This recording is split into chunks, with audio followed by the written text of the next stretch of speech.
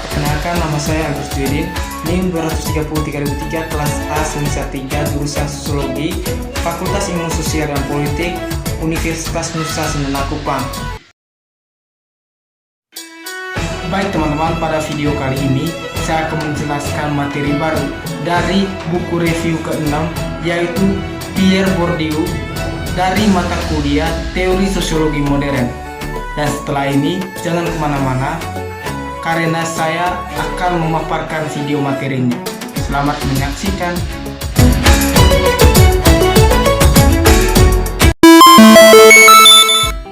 Bab 1 adalah buku untuk dibaca.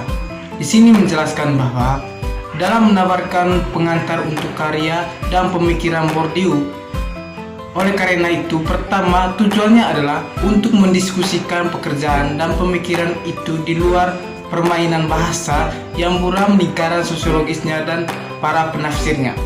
Dengan kata lain, niatnya adalah untuk menerjemahkan Bourdieu ke dalam bahasa yang sejelas dan sejelas mungkin. Oleh karena itu, ini adalah sebuah buku untuk dibaca. Tujuannya ini diinformasikan oleh dua proposisi dasar. Pertama, bahwa itu adalah layak menulis buku seperti itu, dan yang kedua adalah mungkin untuk melakukannya tanpa melakukan kekerasan pada kehalusan dan kedalaman argumennya. Sehubungan dengan yang pertama, ada sedikit keraguan bahwa kontribusi Bourdieu sosiologi dan antropologi sosial adalah penting. Dengan meninggalkannya Althusser, Barthes, dan Foucault, lebih dari figur lain yang sebanding Bourdon atau Thorain misalnya, telah datang untuk mempersonifikasikan nilai dan kekuatan yang berkelanjutan dari sesuatu yang khas tradisi intelektual Prancis dalam ilmu sosial. Ada sejumlah alasan yang lebih spesifik mengapa karya Bourdieu begitu penting. Pertama, ada kontribusi besar yang dia buat untuk perdebatan tentang hubungan antara struktur dan tindakan yang muncul kembali selama akhir tahun 1970-an dan awal tahun 1980-an sebagai pertanyaan kecil untuk teori sosial. Yang kedua, dengan perbandingan yang menarik, katakanlah Anthony Giddens, kontribusi itu secara konsisten telah dibingkai oleh keterlibatan antara pekerjaan empiris yang sistematis, apakah mengandalkan etnografi atau pendekatan survei sosial dan teori refleksi. Ini adalah ketegangan antara keduanya aspek karya Bourdieu yang membuatnya begitu menarik. Teori tanpa empiris, penelitian kosong, penelitian empiris tanpa teori buta. Ketiga, sebagai konsekuensi mungkin dari fakta bahwa Bourdieu telah menjadi peneliti sosial yang aktif sepanjang karirnya, pertanyaan epistemologis tentang sifat memadai pengetahuan sosiologis dan kondisi-kondisi yang memungkinkannya adalah pusat dari pengetahuannya proyek. Sekarang kita beralih ke bab 2, yaitu antropologi dan strukturalisme.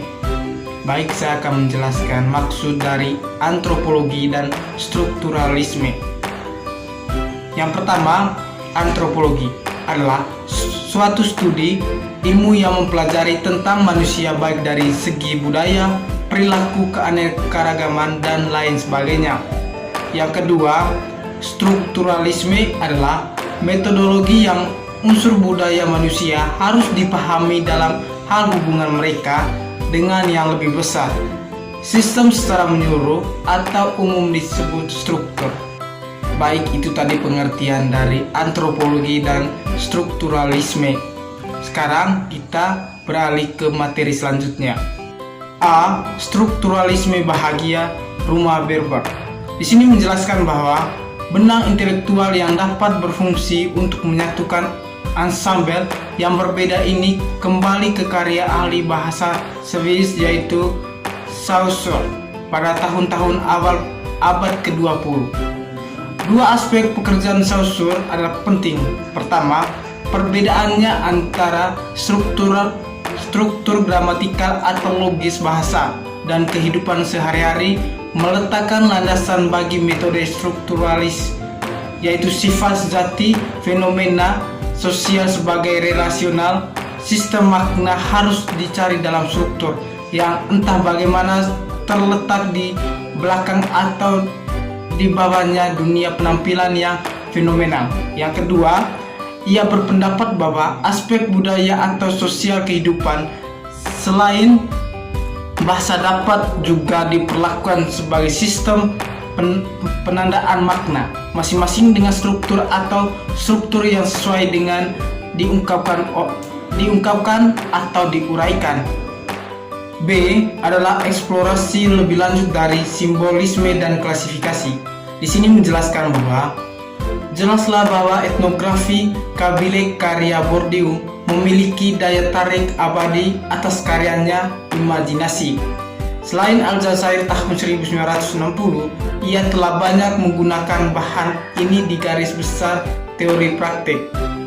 Itu juga jelas bahwa terlepas dari protesnya beberapa elemen pendekatan strukturalisme terhadap budaya tetap ada penting dalam pemikirannya. Realitas budaya struktur dapat menurut Bourdieu dipahami melalui dua proposisi besar. Pertama, untuk melihat dunia dalam pengertian budaya daripada optik. Dengan kata lain, untuk memiliki pandangan dunia adalah untuk mengkategorikan atau mengklasifikasikan dunia. Kedua, klasifikasi didasarkan pada model urutan biner atau dualistik pola dasar. Visi dunia adalah pembagian dunia berdasarkan fundamental, prinsip pembagian yang mendistribusikan semua hal di dunia ke kelas pelengkap. Baik, sekarang kita beralih ke bab 3, yaitu eksperimen dalam epistemologi. Di sini menjelaskan bahwa pergeseran teoritis Bourdieu dari pendekatan berdasarkan model analitis yang dibangun dari aturan budaya yang seharusnya mengatur perilaku hingga penekanan pada generasi dan pengejaran oleh aktor strategis adalah pembagian dari intelektual dan politiknya menjauh strukturalisme. Itu juga merupakan tanggapan atau pengalamannya melakukan penelitian etnografi, pertama di Aljazair dan kemudian di Prancis. Namun, sifat etnografis dari pengalaman penelitiannya, kerja lapangan sebagai kehidupan yang transformatif, peristiwa penting dalam hal lain, keterlibatannya sebagai peneliti sosial dengan dunia sosial yang dia kenal sebenarnya lebih dari sekadar akrab, karena dalam setiap kasus ia dalam beberapa arti yang sah anggota. Epistemologi seringkali tampak menyimpan teror yang khas bagi siswa. Ini mungkin karena cara kata tersebut digunakan dalam teks ilmu sosial seringkali tanpa definisi atau penjelasan dan densitas yang jauh dari teks-teks yang menyebut dirinya sendiri epistemologi. Faktanya, pada dasarnya epistemologi tidak terlalu kompleks atau dipisahkan dari masalah duniawi kehidupan sehari-hari. Epistemologi adalah wacana tentang sifat dan status pengetahuan. Dalam konteks inilah orang harus memahami studi tentang sifat dan status pengetahuan. Dalam konteks inilah orang harus memahami studi Bourdieu tentang distrik Beer, di mana dia dibesarkan dan di mana dia kemudian kembali sebagai etnografer, dan lembaga pendidikan tinggi di Prancis tempat ia berlatih bekerja berjuang untuk pengakuan profesional dan kemajuan dan melakukan semacam berlarut-larut beserta penelitian pengamat. Baik, kita beralih ke bab 4, yaitu latihan kebiasaan dan lapangan. A, yaitu praktik dan logika perusahaan. Di sini menjelaskan bahwa fokus Bourdieu pada dunia praktik sosial yang terlihat tidak terlalu baru, di bawah berbagai rubrik yang agak berbeda interaksi sosial. kehidupan sehari-hari, perilaku sosial, atau apapun itu selalu menjadi pokok dari diet empiris sosiologi dan sosial antropologi, di mana pentingnya proyek Bourdieu terletak pada usahanya untuk membangun model teoritis dari praktik sosial untuk melakukan lebih dari sekadar mengambil apa yang dilakukan orang lakukan dalam kehidupan sehari-hari mereka begitu saja, dan untuk melakukannya tanpa melupakan pola yang lebih luas kehidupan sosial. Kesulitan yang dia temui dalam melakukannya adalah pelajaran untuk kita semua. Pendekatannya terhadap teori praktik sosial dibedakan pertama-tama oleh serangkaian penekanan pada pembentukan pola statistik realitas sebagai dasar data setelah mempermasalahkan apa yang orang katakan sebagai sesuatu selain dari sekadar refleksi dari apa yang terjadi kepada mereka atau deskripsi yang valid tentang dunia sosial.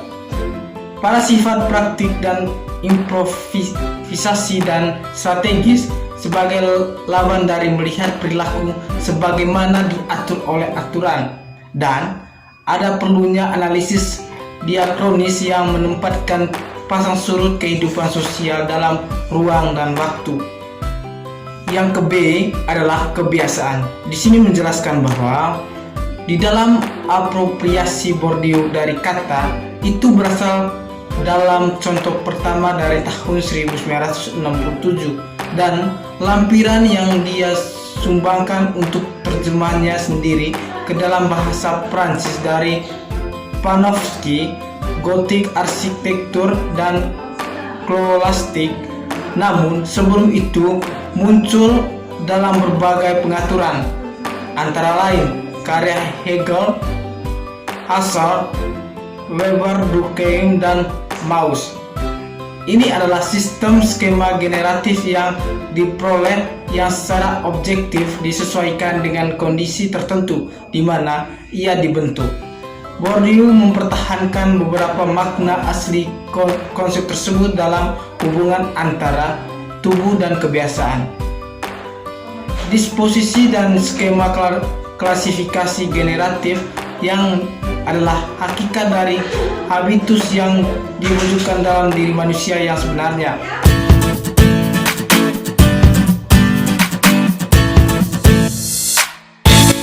Baiklah teman-teman, itulah hasil materi yang saya bawa pada hari ini. Semoga materi yang saya bahas pada hari ini bisa bermanfaat bagi teman-teman